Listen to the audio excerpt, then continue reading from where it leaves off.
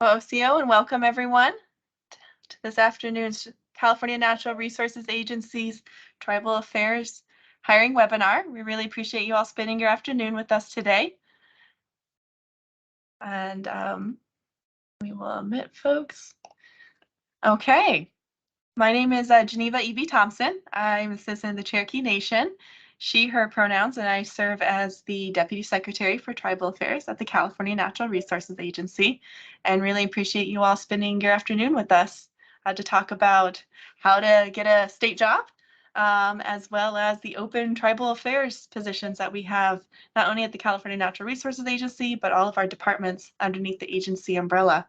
So really appreciate you all spending your afternoon with us today. So to start us off, the California Natural Resources Agency oversees and supports more than 26 distinct departments, conservancies, and commissions. And our agency's executive team leads efforts to steward California's natural environment and to advance Governor Newsom's key priorities.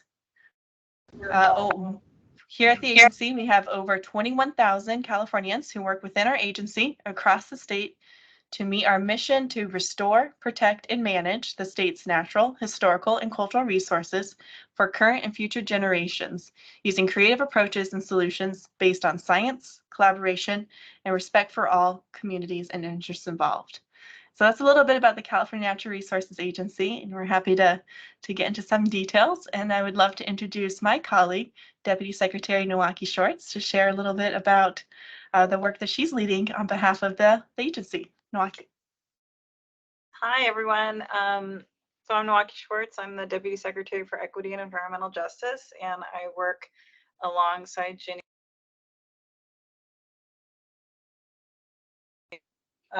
closely on our environmental justice issues and embedding equity across our 26 entities. And great to be here with you today, and very excited about this webinar. Well, and thank you, Nowaki. And then part of my role here at the agency is to work towards shifting our policies and programs towards strengthening partnership with California Native American tribes. And we're doing that in 4 key ways, shifting away from box checking tribal consultations towards early, often, and meaningful tribal consultations on all projects that may impact California Native American tribes, as well as integrating tribal priorities into the state's natural and cultural resource policies and programs. Then identifying and supporting and providing funding to support tribal priorities, and identifying opportunities to increase tribal access, co-management, and ancestral land return with here in the state. And so it's a true honor to serve in this role and to work collaboratively not only with California Native American tribes, but also all of our departments and their tribal affairs programs as well. So we thought we would kick off today's webinar by providing a brief overview of the benefits of working for the state of California.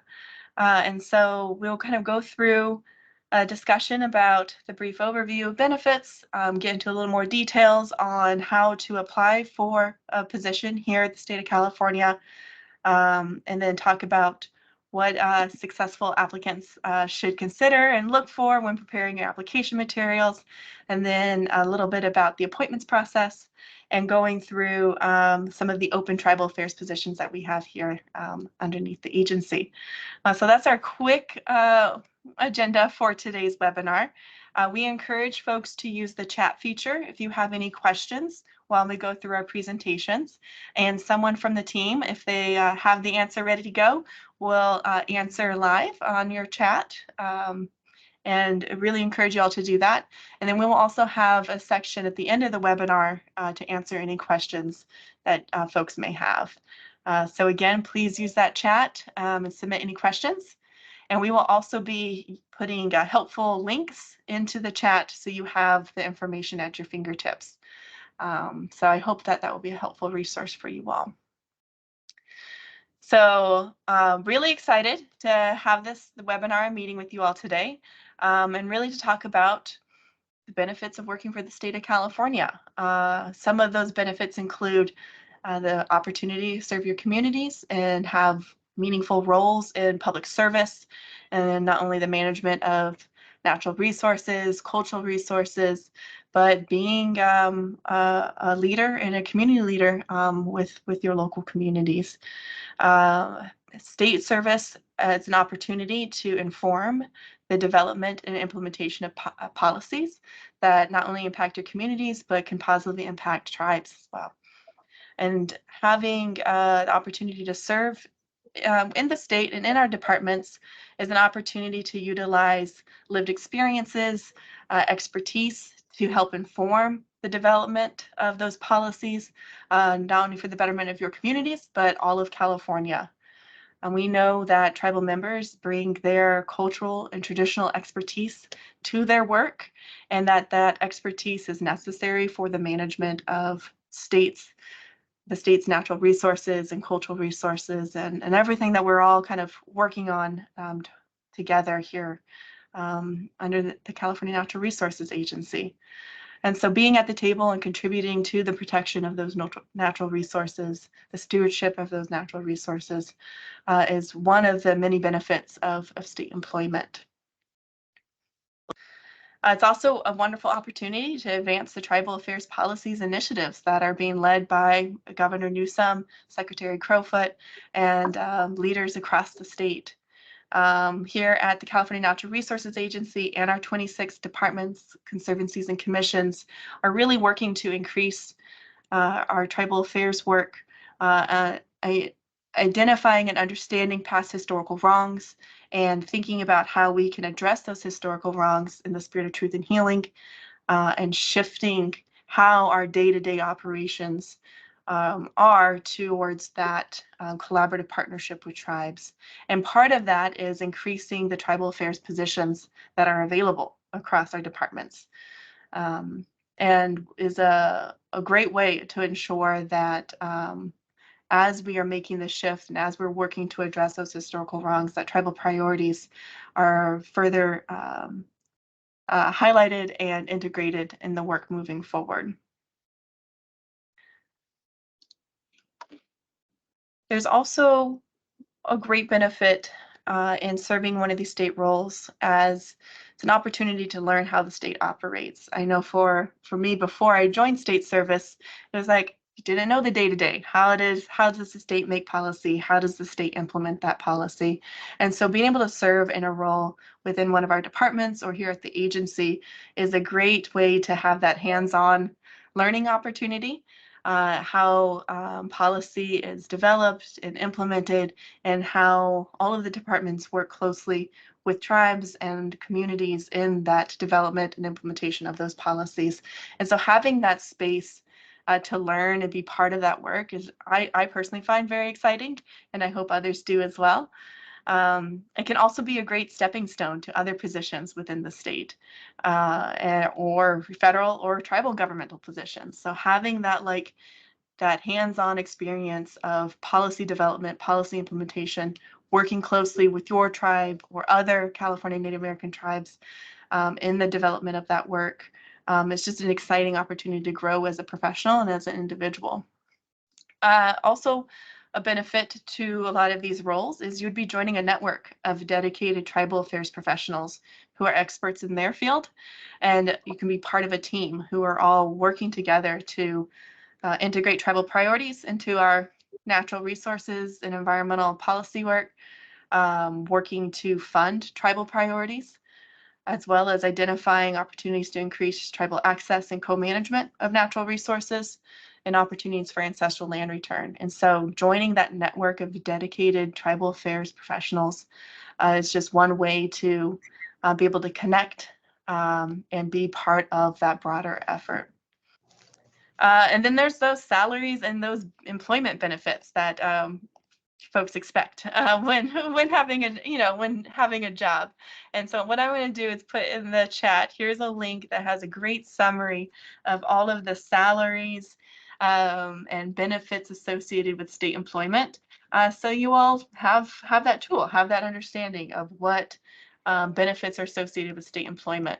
And I won't read all of them because there's a big list there, so please check out that link. But We have insurance, health, dental, vision, work-life benefits associated, like alternative work week schedules, commute programs.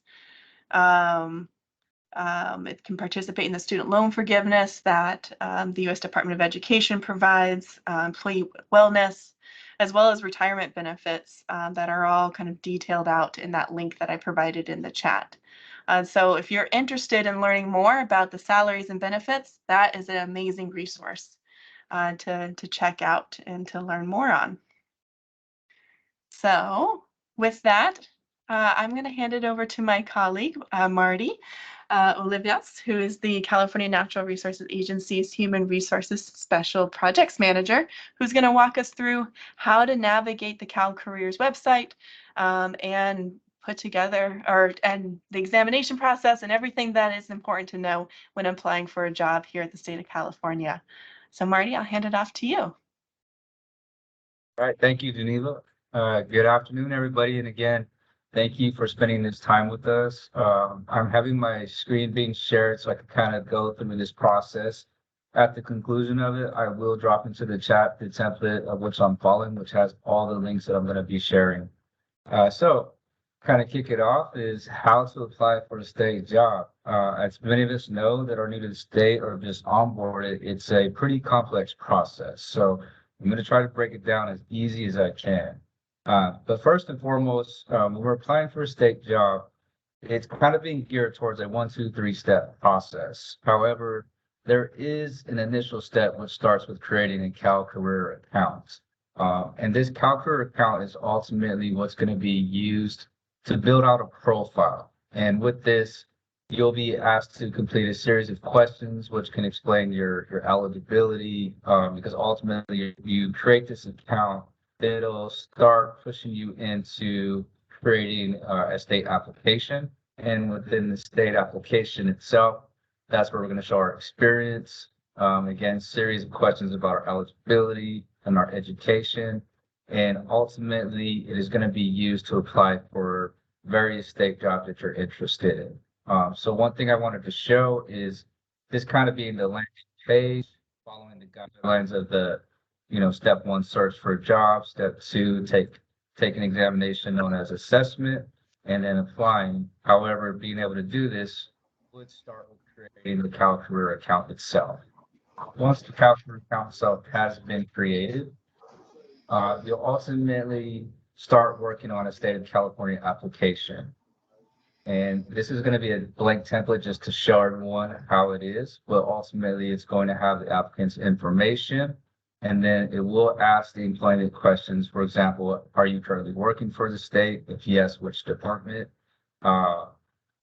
It'll also ask, do you have a driver's license? And I just kind of wanted to go through this because I know I really want to open this up for Q&A when we get to the end and sit any questions about completing the state application. But however, some things I did want to show is that there is a section here that will ask about education. There is also up to 9 employment history sections, and key things in this when we're completing our state applications is we do want to make sure that we're clearly showing specific skill sets for the jobs that we're applying to, and also ensuring that we are showing how we meet the minimum qualifications for these positions. Going back to the 3-step module, again, they kind of high level show it as, search, assessment, apply. I wanted to kind of go into it and break down what these 3 steps mean, because it's really not as simple as 1, 2, 3. There are various rules that go with civil service and the merit process. First thing is, yes, you can ultimately come in and start searching for jobs right away. A great tool would be the advanced job search that they have within CalCareers. This can allow you to find jobs by certain departments that you're specifically interested in, as well as if you know the job control code itself, or if you're looking for a specific classification, and for example, a staff services analyst. But this will allow you to search by keywords, job title, state department, location even, and even being able to look for work schedules and certain salaries. Now, there is a very big key component of applying for state jobs, which includes step 2, known as assessment. Generally, the assessment is that examination process. There is also this link here where you can go to specifically look for online examinations that are being given or getting general information about when exams going to be given. This will allow the state to evaluate individuals' education, experience, abilities, and knowledge. The assessment process, it does take many forms, which can include an interview or an exam in person or online. It really depends on the job. One thing to note is that there are certain positions in the state of California that don't really require a pre-examination to apply. So for example, our seasonal positions, you don't need to take an exam before applying. And even the CEA positions that we're going to be sharing today, those just really require you to submit a state application and answer the statement of qualifications, and the examination process itself is conducted with that. And speaking of assessment, there's this thing called the rankings of 3, which I think is important for candidates to know. As you take these exam assessments, you do want to score yourself pretty high because there are classifications that can only hire folks in ranks 1, 2, and 3. So it's very important to, as I say, sell yourself on these exams, give yourself some pretty high rankings when it comes to the self-assessment. Another thing that's important to know is something called an accession date. And that kind of ties back to the state application itself. Whenever you take an exam, you do want to make sure, unless specified otherwise, that the exam that you're taking either allows you to do it early, which is called early entry. So for like our staff service analyst positions or associate government program analyst positions. But most importantly, read the examination bulletin in itself, and I'll show one in a minute. And most of them do want you to have met NQs by the time you take the examination itself. So for example, one that I would like to pull up is the staff service itself. This one does allow early admittance, meaning that folks can take this 6 months prior to meeting the minimum qualifications for the position. Exams are taken and you do get yourself ranked, it will be eligible for up to a year. And after that, you would have to retest. Once you have taken an exam and you've established eligibility, you have up to a year to use that examination to apply for state jobs. Also, when logging in to take the exam, it will tie back to make sure that you have a CalCareer account so that it can link the two together. And it will require you, as you're taking the exam, to identify how it is that you meet the minimum qualifications for the examination that you're taking. So if you are interested and you're qualified and begin the assessment, once you pass, you're able to start applying for those positions itself.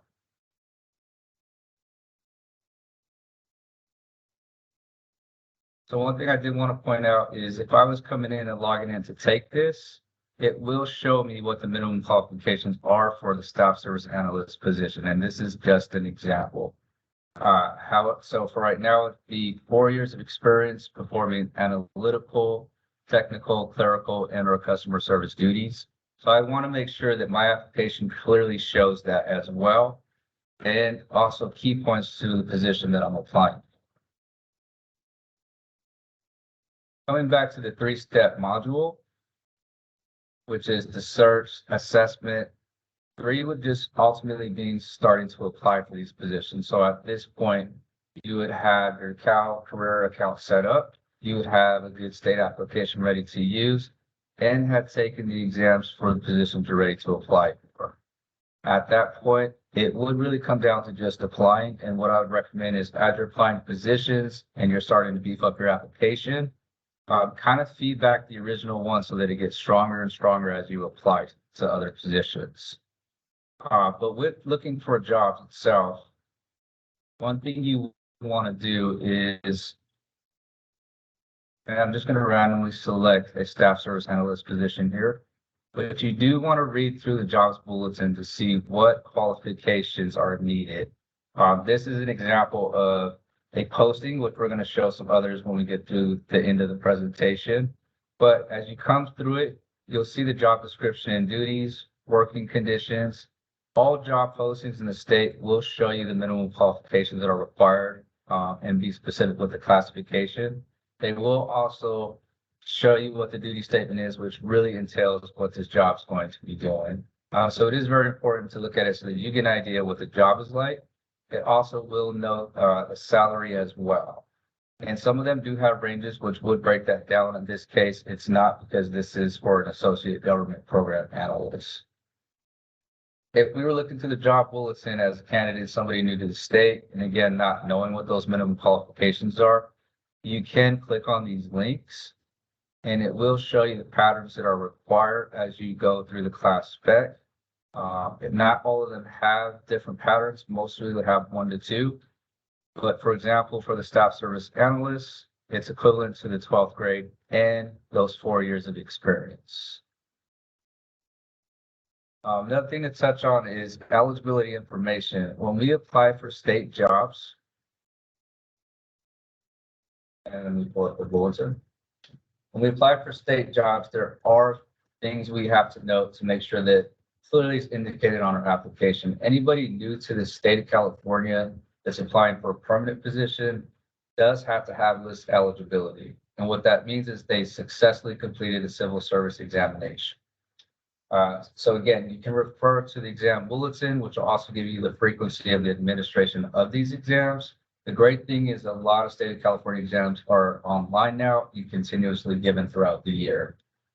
There's also another way of applying for positions and being eligible, which is transfer eligibility. That would be if you're already working for the state and your classification is comparable to another classification and you meet the NQs as well. Reinstatement eligibility would be if you had worked for the state, took a break in service, and are looking to come back. You can always use your highest, what's called an AO1 appointment, use that to be able to come back. And this would have to be the same classification or something comparable. And again, meeting the minimum qualifications. So I did kind of want to touch a little bit on what happens next. A lot of folks that I've interacted with who applied for state jobs in the past, they put in these apps and some of them feel like they don't ever hear anything again. But ultimately, I just wanted to break down how that process works. So after the final filing date of a job posting, the hiring managers themselves do have to wait 5 days before they can see the applications. At that point, they start to screen their applications and identify their top candidates, to which they send over to Human Resources. Human Resources at that time looks to make sure that there is a method of eligibility and that the candidate meets the minimum qualifications. So this itself can take up to 2 weeks alone just to complete. After that, applicants will then be contacted for interview, depending on hiring managers' tasks and job load. It could take another week for that to happen, and then they go through the interview process of setting them up. So it could take up to 3 to 4 weeks before candidates are contacted after applying for a state job. But going through that process and interviewing, top candidate gets identified, sent over to HR, and then hiring managers are able to make that offer and welcome folks onto the state. And with that being said, I just highly encourage, I'll drop this in the chat. Hopefully it's easy to follow. When we open up the Q&A, if there's any questions about it, please feel free to ask. It is an in-depth process, but once you get a strong app, strong SOQ resume, apply. And with that, I will kick it back over to Janika. Well, Watto, thank you, Marty, for walking us through that.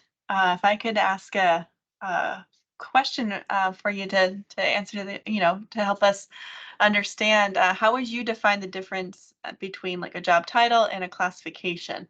I know that's something that took me a second to figure out when I was applying to state service.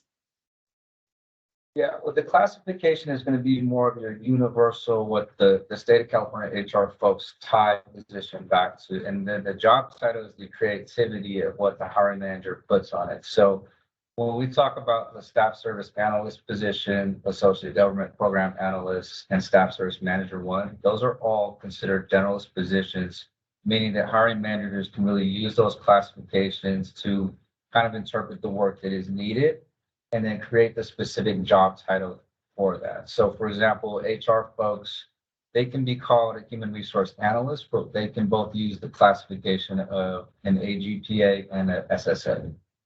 So the job title just really, and I think it's very important for hiring managers to identify what the job title is, because versus searching through a variety of jobs, you get an idea specifically what that job is as you're navigating through the state hiring process. And if you don't mind, I can show you real quick what I mean by that.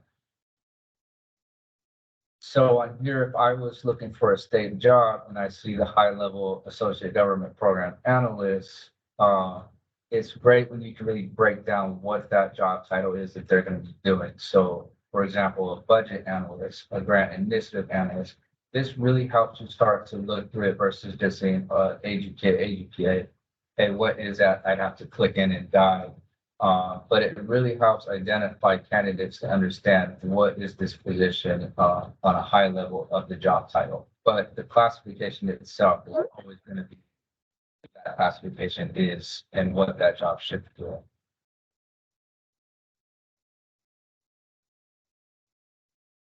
Thank you, Marty, for that extra clarification. And so really when you're looking for a job here at the state, you can search either, general terms in that search bar, or if you know what classification you're looking to have a job for, you can search by that classification as well.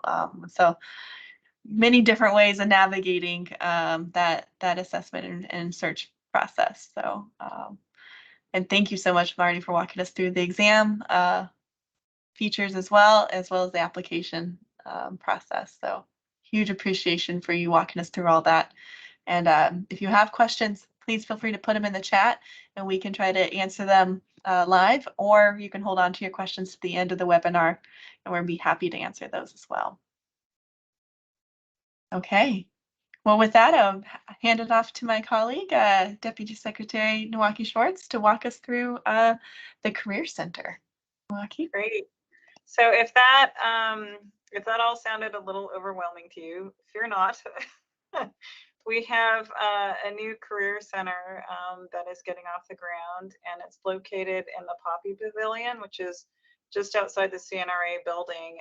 And the career center is basically a place that if you need help with your application, or if you have questions, or you don't quite kind of understand the process, you can reach out to the Career Center and set up an appointment, or you can go there in person and just get your questions answered and get some help within the process. And the Career Center has 11 individual workstations, a children's play area, a career exam and open vacancy information for participating CNRA departments, and it is staffed on Tuesdays and Thursdays from 11 a.m.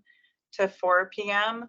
I would recommend, however, before you go to make an appointment, and the email, I'll drop it in the chat too, is careers@resources.ca.gov. So again, I'll read that again, careers@resources.ca.gov, and I'll drop that in the chat.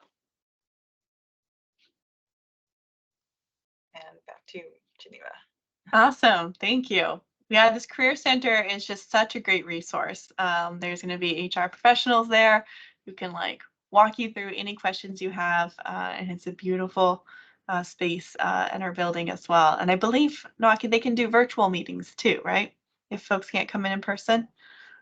Marty, do you know if we have that set up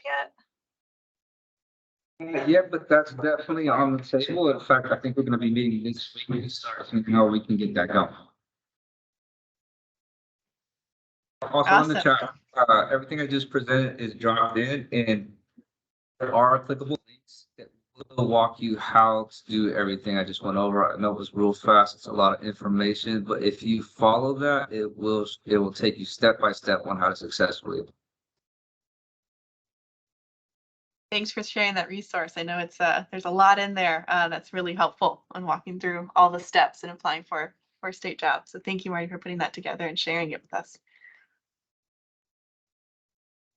Okay, well then we thought we would open it up for a quick panel discussion around tips for preparing competitive applications and working on statements of qualifications. And so I know we've already met Nwaki and Marty, so thanks for joining us. And then also wanted to introduce Tia Huang, from Manager of Workforce Planning Recruitment at CAL FIRE. Thank you for joining us, Tia. Yeah, good afternoon, everyone. Thanks for having me. So we have basically would love to hear your all's thoughts on what applicants should keep in mind when they're preparing applications and applying for state jobs. First any suggestions for applicants to remember when preparing those written application materials? So that could be resumes, that could be statement of qualifications, or other written materials that are being prepared to submit as the application for any of these state jobs.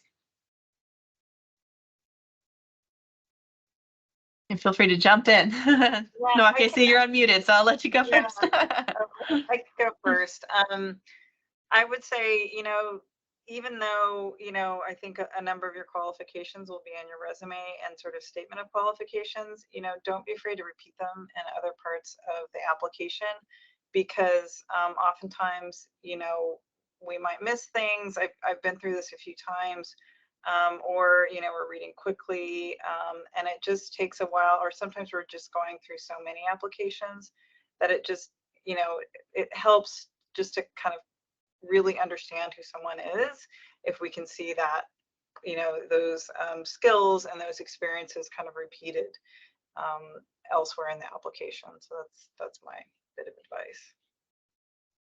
One tip I would like to offer is that so when you're doing your state application, it's real easy to say, please refer to resume, right? So we want to make sure that we're filling out the state application as it is, so ensuring that, like Marty was mentioning before, to really relate back to what it is for the position that you're applying for, right? So we want to ensure that the state application that you're filling out is fully filled out.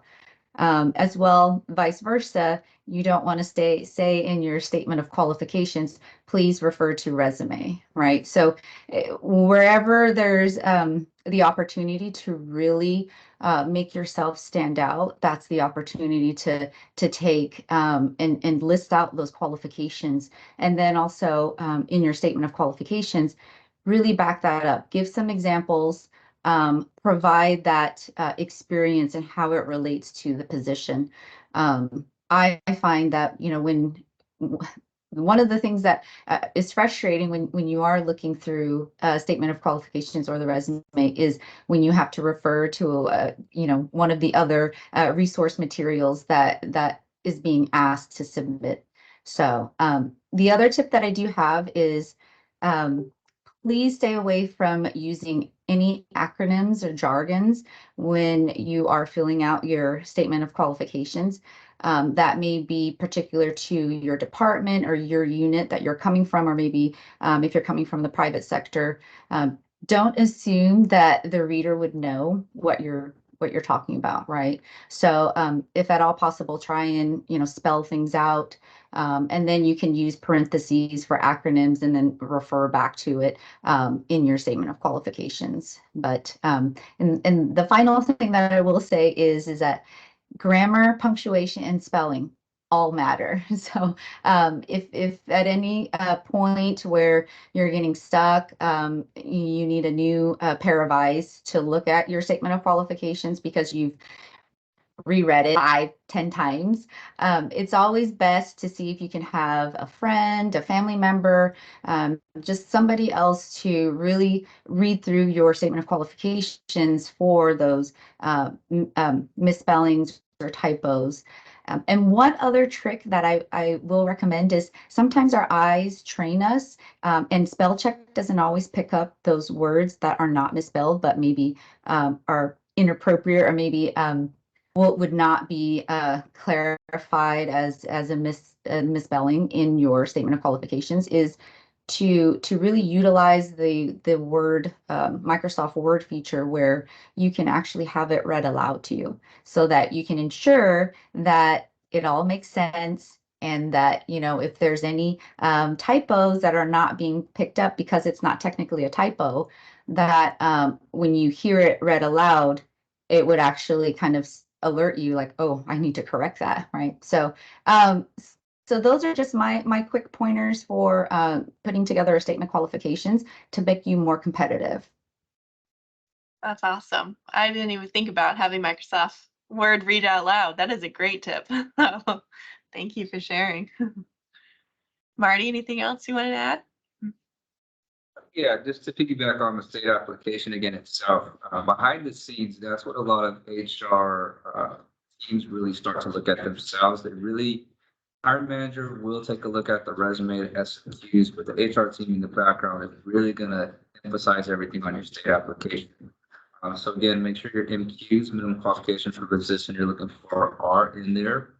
Also, within job bulletins, there are desirables. So if you see those keywords and you've done those tasks in the past, put those keywords in the app so that when hiring managers are screening through them, those are the things they're going to be looking for. Because what happens with the apps is they go through a screening criteria process. We ask the managers to look at every single application, no matter what, and indicate how it is that you're selecting the 5 to 8, sometimes 8 to 10 individuals, because we as HR want to know as well to make sure that all apps are being screened. So it is important to have those identifiers within the state application so that when they get sent over internally, we see those same things as well. So the application is huge and big. And with that, Jenny, we're starting to get a little bit of questions in the chat. I don't know if we want to wait till the end or try to address those now. Yeah, well, I see one question that is like perfect for this discussion. So any recommendations on how to format the statement of qualifications? I know I have some thoughts, but wanted to open up to you all. So one of the things that I would definitely suggest is look at the job posting that is on the CalCareers direct link. And normally you will find that all of the criteria that they would like to have the statement of qualifications in directly in the bulletin itself. So you might have to scroll down. Oftentimes, one of the things that we do find is sometimes it's not always placed in the same exact position in the paragraph. It may be above, it may be below, but normally what they would typically is Arial font, 12 point, single spaced, right? And so it varies. Sometimes it will say no more than 2 pages. I've seen others where it definitely, if it's a higher position, maybe no more than 5 pages, but it will typically state exactly how you should have your statement of qualifications, in what font size, spacing, margin, even margin settings in the direct bulletin itself. And that's Thank important you. too, to follow those instructions, just like Tia pointed out, because some hiring managers, you know, if they get a ton of apps, that'll be some of the things they look at. They'll select the Word doc. It's not in that 8 Arial 12 with the 1-inch margin, single space. That can sometimes allow them to move on to look at other candidates because it kind of shows that you're not able to follow directions. It would be considered an incomplete application. Follow directions. and That's yes, key. And the last thing you want to do is be disqualified for something so simple as that. And I know that's something that's helpful for me when reading statements of qualifications. It's helpful to have the question that you're answering kind of first, maybe bolded or underlined, and then have the answer that the applicant is preparing underneath that. And that makes it easier to know, like, okay, the applicant is answering this particular statement of qualification, and these are the examples, these are the answers underneath that when reviewing the document. That's something that's always helpful.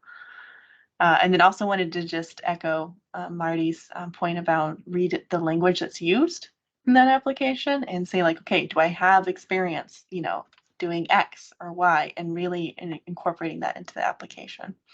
Noaki? Yeah, I just, as I was listening to you, had two other thoughts. One is that, just make sure when you're writing that you're writing clearly, because oftentimes, we're looking at jobs, we're looking at applications for jobs that require a lot of writing. And so, we're sort of looking at your writing as well. At least I am. And my other, suggestion is, if you have, something in your personal background that is really, that is relative to the position, don't be afraid to talk about that too. So, for example, I was trying to fill an environmental justice related position, and I had a candidate who had all sorts of fantastic experience. But I was really, and it was, I was really surprised that that candidate, I found out later, had also grown up in an underserved community, but that didn't, that came out in the interview, but it didn't make it into the application, which kind of surprised me. So, don't be afraid to add that kind of stuff too, if it is, relevant to the application. I'll just piggyback off of what Nowaki just mentioned there too, is don't be afraid to also think of other things that you've done, right? If you've done volunteer work, anything, if you're a student, right, and you helped out at your college or your community college, that would relate to the position, because it's not always just about, the number of years of experience. You can also have volunteer work. You can also, be interning somewhere. And so those are all factors that can go into when you're crafting your statement of qualifications as well. I've also dropped in the chat some tips for writing statement of qualifications that is being presented by DGS. So hopefully that is some helpful tips as well. That's very helpful. Thanks for putting that link in. And yes, highlight, highlight how rounded you are as an individual, right? And everything that you're bringing to the application and to the job is I think very critical. And also don't assume that whoever's reading your application knows what a particular position or experience entails, but like highlight, what that volunteer position, what did you learn from that? What experiences or expertise did you build because of that volunteer position? And so don't just assume because, you volunteered at X org that we should know, or that the state should know that you have strong writing skills, right? Like say that volunteer experience taught me X, and now I'm a much stronger writer and can do Y, right? Like really kind of walk your reader through how your experiences have built your expertise and why it makes you the amazing candidate that you are in developing that application. All right. And I know that there's some resume requirements as well. And so just as a brief tip on resume, make sure that it makes sense, like chronologically, all your dates are solid.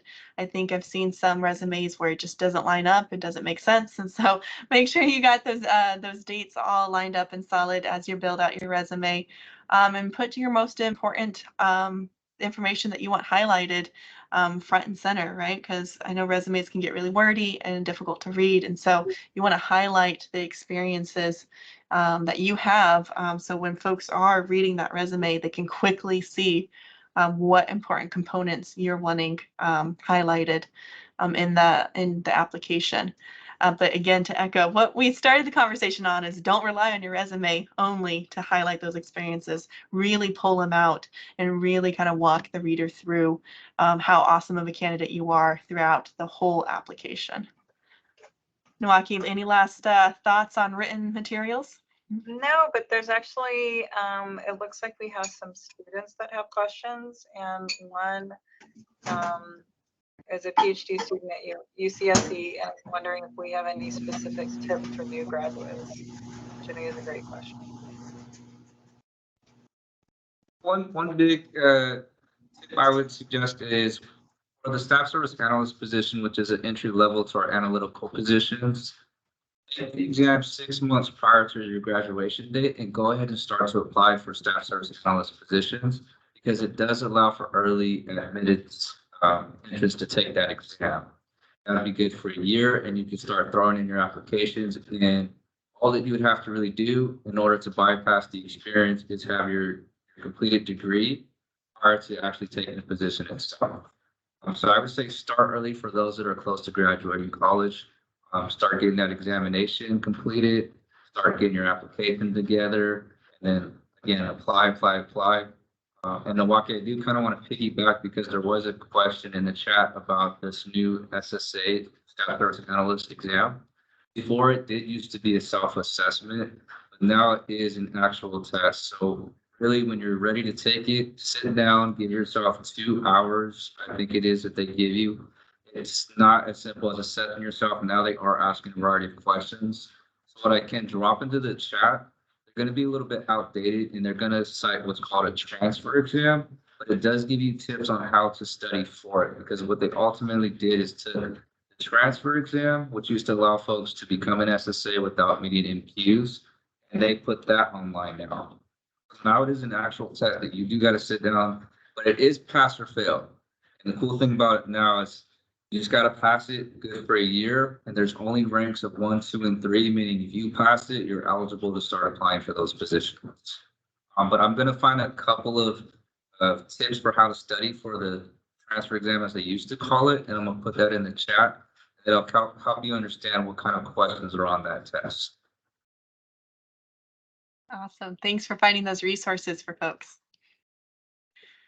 All right, so the next question that we have for the panel is, what are some suggestions for applicants to remember during an interview? What are some tips or strategies that folks should be aware of as they prep for the interview and then are actually in the interview? So the one typically for the state is what we always like to communicate is using the STAR method, right? So it's the acronym situation, task, action, and result. So whenever you're during an interview and you have the questions in front of you, which normally you typically would, right?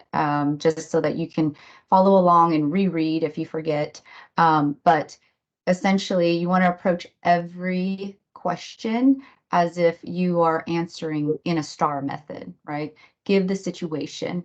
What were the tasks that you took to accomplish that project or whatever it is that's being asked?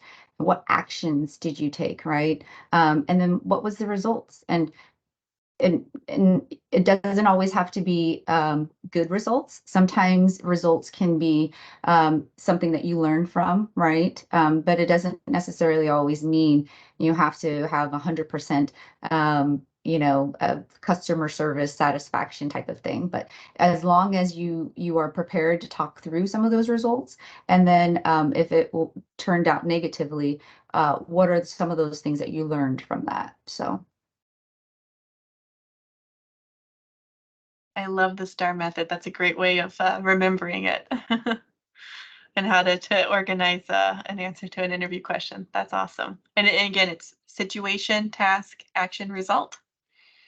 Yes. Okay, that's a great little tool to remember. Yeah, just remember that the acronym going into it, and you should be good. I think because basically, as Marty was saying too, not only is your statement of qualifications, your application, all of that goes into a scoring criteria as well, but your interview is a scoring criteria that has a panel of people on there that are really looking to see if you're hitting certain marks and experience and a combination of all of that, right? And so you want to be able to talk about those projects that you worked on. You want to talk about those achievements that you were able, to do, and what sort of actions did you take, right? It could be proactive. It could be anything that, related to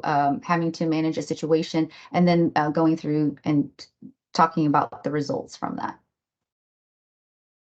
And then also be sure to smile and make eye contact as well, because I think sometimes we get so nervous in an interview, and it's normal, right? If you go I've had applicants who, as they're being walked into the interview room, I'm very nervous, I'm so nervous, I'm shaking. It's normal. Everybody goes through that. I mean, if you are not nervous going into an interview, then kudos for you, because I think, 9 times out of 10, most people would be nervous going into any situation, especially, going into a panel, right? You're speaking in front of 3 or more people that could sit on a panel for your interview. And it's natural. It's natural to be nervous. Just remember that, we on the panel understand. Take your time and really just breathe through it. And if you need a moment, take your moment, right? And that's understandable. Yeah.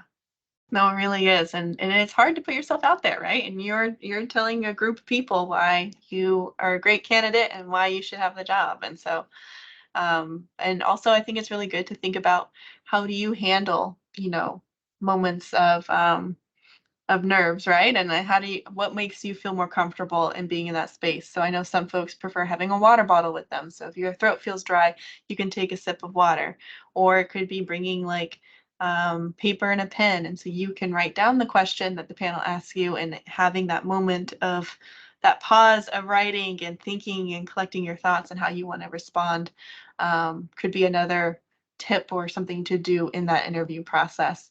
But really, this is the moment to show it's like, hey, I'm a great candidate, and you want to be, in the same room as me. We're cool. We're jiving. Like that's the another component of that interview piece. I know we got a question about preparing the elevator pitch. So when you walk into that interview, how do what is that first, moment of communication in the interview process? I know some panels have, that open question of why do you want this job? And that's a great, question to everyone just to kind of prepare for and have that answer kind of pre-baked, pre-ready to go to answer. But folks on the panel, any thoughts on the elevator pitch question or anything else to prepare for in the interview? I would say just practice.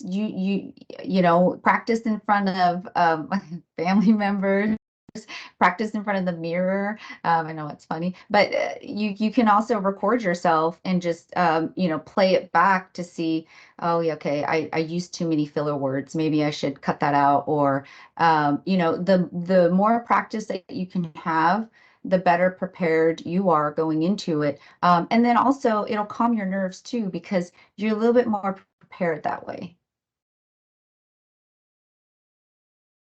Just and kind of piggybacking on that is some questions that are being asked in these interviews, they have 2 to 3 questions within the question itself. So as you're going through it, don't be afraid to say, hey, especially in the virtual world of interviewing, sometimes you're being shown the questions beforehand, and sometimes the questions are being given to you to see how you respond off the top of your head. Don't be afraid to say, do you mind repeating the question back? Because that one question might have 3 parts in it, and if you're being ranked, let's say on a 0 to 5 point system, each panel member, they can easily say, well, they didn't answer the last question within the question. What I mean by that is if there's 3 questions on the first question and you only hit 2 and you're not hitting 3, it's impossible to give you that full 5 ranking if you have it. So say, can you go back and read the question, or if you're able to have the questions up and look at them, go through it and make sure, am I answering everything that's being asked to me? And do I feel I'm answering that, giving myself the full 5 points? And Marty, good tip there. Also, go back and say, I would like to add more to this question. I've thought of something else, right? There is that opportunity to go back to your previous question. And as you think of it, oh yes, I forgot to mention this. You can easily do that, right? So that's the opportunity to be able to do those things, is to circle back and say, I would like to add more to, question 2, or because people have done it. And it's great because it shows that you're still thinking about it and you really want to put everything that you have to offer, especially if it's geared towards that position, to be able to maximize, what it is that you have to offer in your background.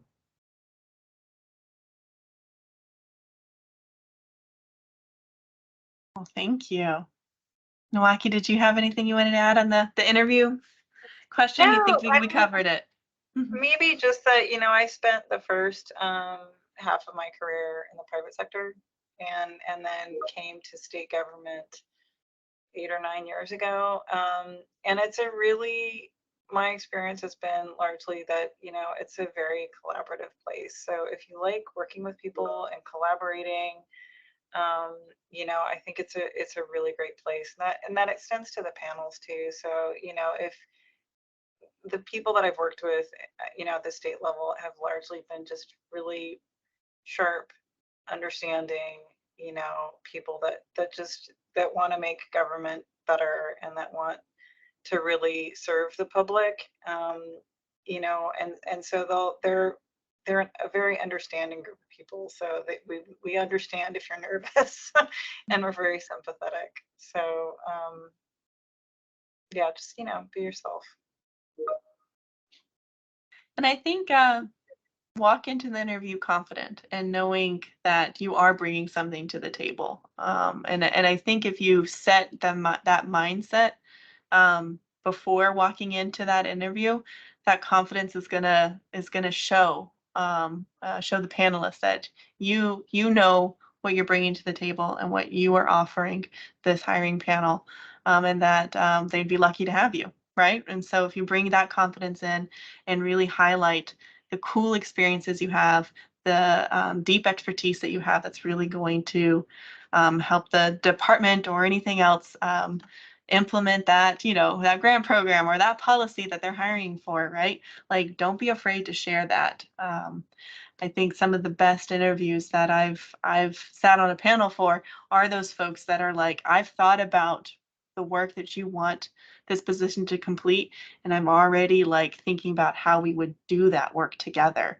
So if you think about like, what would you do your day one? What would you do, 5 months in, right? Like, kind of map that out already in your head, and so you can really show that hiring panel that you are the amazing candidate that you know you are. And Geneva, if I say one more thing, and a great thing Yeah. too, to conclude, is follow up on an email. While you're going through the panel, if somehow you can, or during the invite of it, everyone's names, and it goes a long way to say thank you after everything is concluded, even if it's 3 hours later, it's a day later. It was great meeting you. Again, here are my interests, why I think I'd be a great candidate for the position. That finally kind of seals it sometimes, and lets the manager know that you really are interested in care.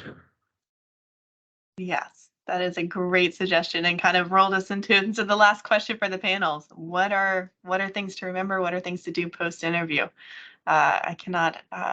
Yeah, that was great. Thank you. It's a great transition, because I think that's a thank you email, a thank you note, whether it, mail it right after your interview or leave it with the front desk or send that email thanking the interview panel, I think is huge and really helps solidify in the interviewee's mind, or the interview panel's mind, right? Like who the interviewee was and the conversation had. And if you can remember a topic or two that you discussed in the interview and incorporate that into your thank you note or your thank you email, it was a great way to further kind of make that connection. But any other suggestions for folks post interview, either something that the applicant can do or something that applicant should remember? Because I know sometimes there's a long period after an interview and knowing what's happening. So any thoughts or suggestions? Say it is okay to follow up for applicants who, get out of an interview. If you don't hear anything, the hiring manager is unable to reach out to you. Is it okay to follow up to see how things are going in the process, if they were able to make a decision? There's nothing wrong with that. Yes, because we do understand that it is, part of the process, that it can take a bit, right? Typically, after an interview, I think that's it's probably one of the questions is most asked is, when should I expect to hear something, right? And so I think, as Marty said, there's nothing wrong with following up and checking in, because again, it is a process, and we do have to go through some checkpoints along the way, but we eventually get there. So say too, it is okay that if you do get the, Father Dear John, you didn't get the position. It's okay to ask that hiring manager, hey, is there any feedback you can give me that I can utilize in the future for other state positions I apply for? So maybe there's just something I'm not seeing on your perspective as to where I'm falling short or not hitting the mark on. Let me ask for that feedback. Yeah, that's a great point. I think that often gets underutilized, is if you didn't get the position, it's always great to check in with the hiring manager to just see, just to give you some of those feedbacks. Was it you didn't fully answer the question, or maybe they can provide some additional tips to you for your next interview. But I think that's a great point to mention, and we are all available to be able to provide feedback. If someone were to ask for that feedback of what could I do better, or what was it that I didn't do quite as good. Wonderful. Well, thank you all. I think one last thing I will add to kind of that post-interview, typically when people are applying for jobs, they're applying for more than one. And so you might be balancing different opportunities. And if you get an offer in one job, but you really wanted the other job and you haven't heard just yet, send a note to that hiring manager. It's like, hey, I'm very interested in your position. I've been offered another, opportunity, but wanted to see where you are in your hiring process, so I can make an informed decision, and not miss out on this other opportunity that I'm excited about, but really want yours. You can have that communication and outreach to the different hiring managers. All right. Well, any last thoughts or tips to share with folks on how to prepare competitive applications and interviews? Nah, good luck. Yes. Yeah, I think we covered it. Okay. Well, Wado, thank you, Marty, Tia, and Nawaki for joining on this panel. I hope folks found it helpful.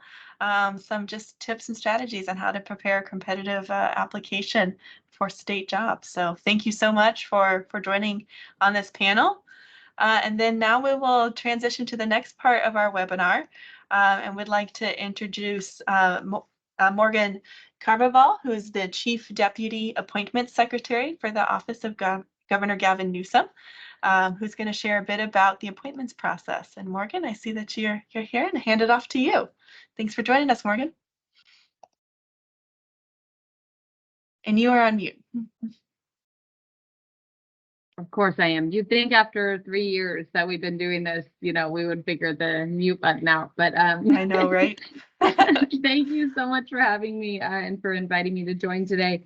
I caught most of the back end of that last panel, and it was quite informative, and there's a lot of overlap, I think, between the process you guys are talking about on the state civil service side with state positions and the process that we have here in the governor's office on the appointment side. And I think the real key message to that is never count yourself out, and to always bet on yourself when you're putting your application in, whether it be for a state position or for an appointed position. Morgan Carvajal, I'm the Chief Deputy for the appointments team for the governor, and I never, ever in a million years would have imagined that I would be doing this job. So you always end up, as you move through your careers, in positions that you never really envisioned for yourself. But I love this position. Came into it after doing years of work in the legislature, followed by nearly 10 years of lobbying to come back into the building and work for the governor and be honored to do this role and help him fill out his administration. With that said, we have a lot of positions in the administration, not only paid full-time positions that I'm sure you guys are all mostly interested in, but also the volunteer positions on our boards and commissions. And so with that, we're always looking to increase our representation across the state, our representation of different communities of different regions, and both in our paid administrative positions, but also in our board appointed positions. So just appreciate the Natural Resources team for putting together this webinar to help us, and always take advantage of an opportunity to recruit hopefully some applicants for the state appointments process. So with that said, our appointment process is very different than the state civil service process. There are no tests involved. It's an online application you could find on the governor's website. I would always recommend that if you are going to put in an online application, thank you so much, Geneva, for putting that up on top there. If you're going to put in an application, please also reach out to our office. All of our emails are on the website and readily available, whether you reach out by phone or by email. Always sort of reach out, double down in that way. Over communication is always better than lack of communication. We get a lot of resumes every single day, and so looking through every single resume that gets submitted is just usually not within our capacity. Reaching out to those that reach out to us tells us that you're serious about the position and you're really very interested in bringing something unique to the role as well. So the only other thing I will add, I think, is that and I think the panel touched on this earlier as well, is be very open to telling your story. With the appointments process, it's not just your education and your professional experience and, you know, those things that matter. A lot of the times it's your personal story. It's, you know, where did you grow up? What makes you, you know, a strong candidate for this work? What about this position sort of touches you personally? Is there a personal reason that you're interested in the role? You know, what is your story? You know, where the governor is more interested in knowing that the people in his administration are committed to the administration's agenda and focus, rather than whether or not, you know, you went to Harvard. So we never go into a meeting with the governor to tell him what the candidate's background or educational background is. It's always to tell him what is the candidate's story. You know, is the candidate someone who had, you know, parents who were farm workers and understands, you know, the hardships of underserved communities? Is it someone who grew up on a reservation and understands the need for state collaboration? You know, there's so much to who you are by way of where you grew up and what your story is that really adds to the role and the position and what you're going to do for the state. So again, never count yourself out of the process.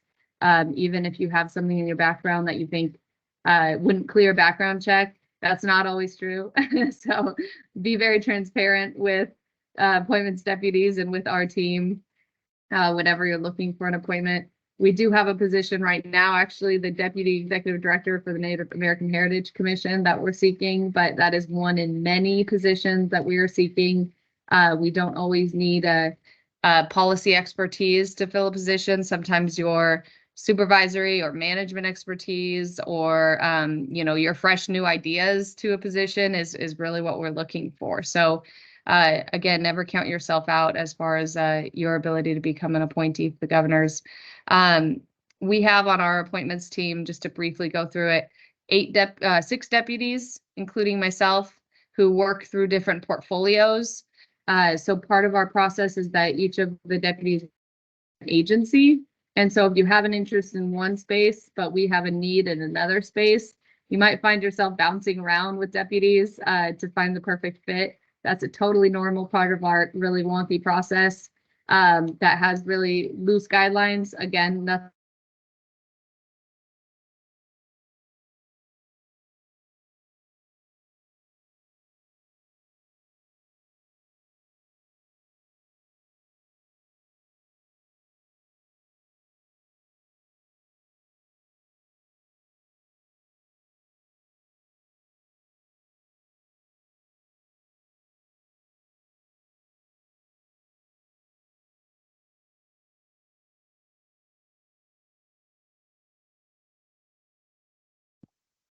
Oh no, Morgan, I think we Oh, might I'm have. back.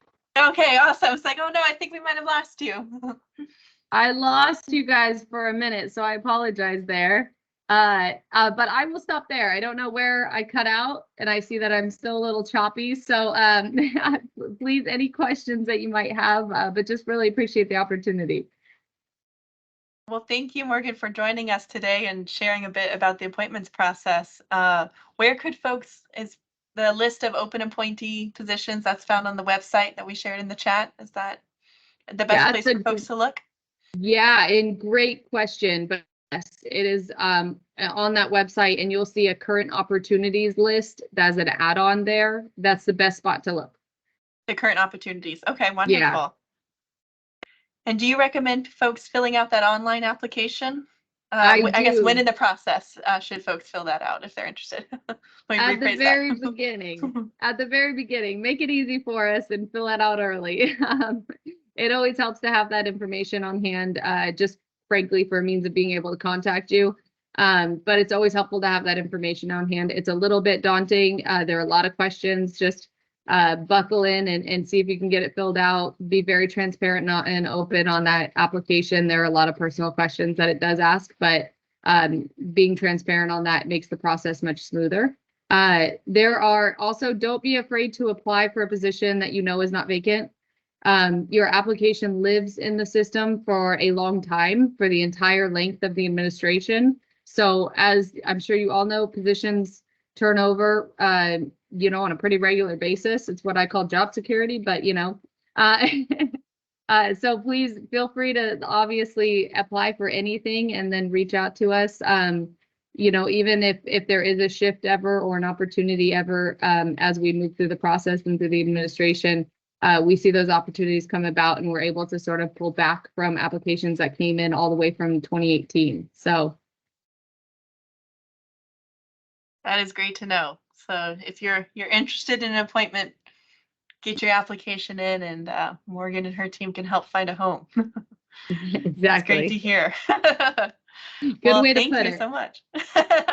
Well, thank you so much for joining us. I know that you briefly mentioned one appointment position that is open, and that's the Deputy Executive Secretary for the Native American Heritage Commission. And so we'll talk a little bit more about that position a little bit later in the webinar, but wanted to just highlight, if you all are joining today and that's a position you're particularly interested in, the most recent link in the chat is going to be a great resource on how to apply for that appointed position.